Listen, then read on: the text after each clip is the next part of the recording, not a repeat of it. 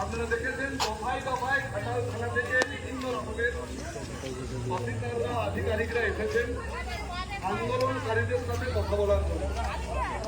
আমরা আমাদের একটাই দাবি রেখেছিলাম যে এত আধিকারিক এত পুলিশের কর্তা আমাদের কষ্ট করে আমাদেরকে একটা ছোট্ট কথা বলে যান, মেরামতের কাজ কবে থেকে শুরু হবে। ওনারা এসে যা বলেছেন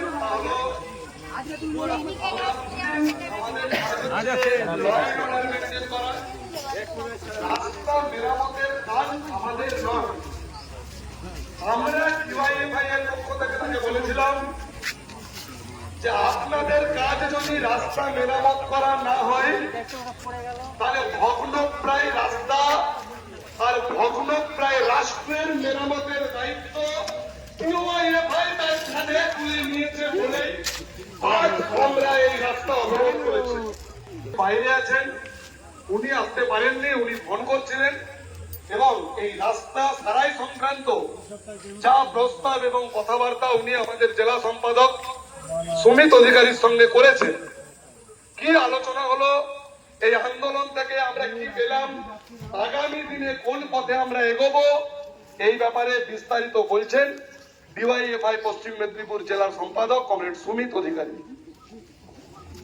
বন্ধুগণ, অনেকক্ষণ ধরেই বহু মানুষ আজকে আমাদের এই অবরোধের জন্য তারা বিভিন্নভাবে অসুবিধার সম্মুখীন হয়েছে। বহু মানুষ অন্য জেলা হুগলি থেকে শুরু করে বিভিন্ন জায়গায় যাবেন, আটকেও পড়ে আছে। আমরা কয়েকজনকে ছেড়েওছি, এমনটা নয় যে এখানে সবাই যা দাঁড়িয়েছিলেন সবাই অবরোধে দাঁড়িয়ে আছেন, এমনটা নয়। আমরা তাহলে নতুন সরকার রাজ্যে এসছে, এই সরকার রাজ্যে আসার পরে আগে যে আর আমরা দেখলাম এখানে দাঁড়িয়ে কয়েকজন কি হবে,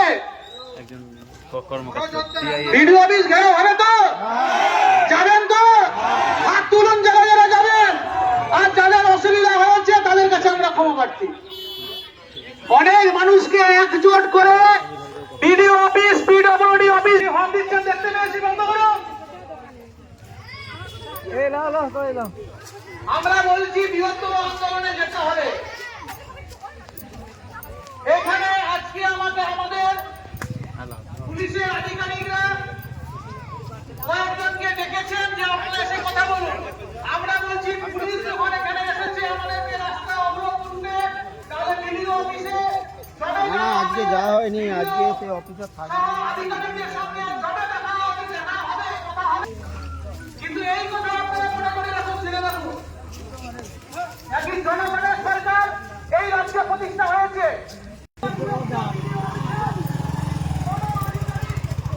উল্টে গেছে আমার গাড়ি নাকি?